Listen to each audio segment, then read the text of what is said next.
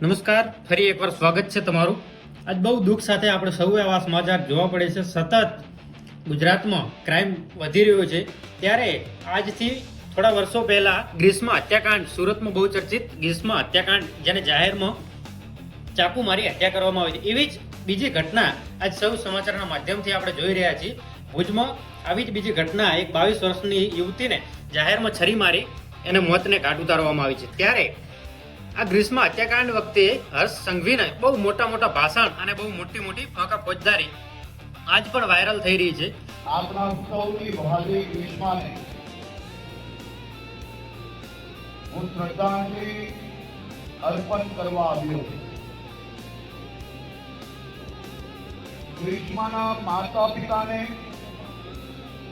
એના ફુવાને, એના સૌ સગા સંબંધીઓને જે દિવસે ગ્રીષ્માની અંતિમ યાત્રા નીકળવાની હતી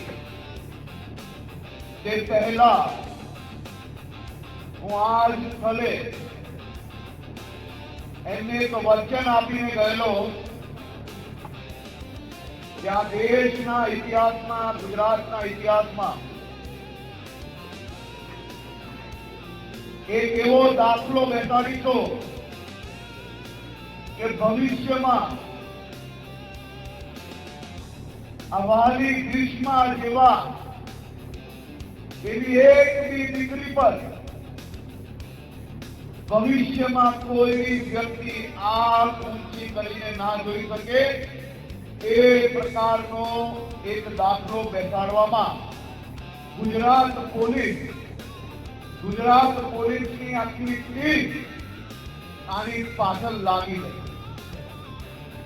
અને એ જે વાયદો આપેલો એ વાયદો અમે લોકોએ સુરત પોલીસના રેન્જ આઈજીના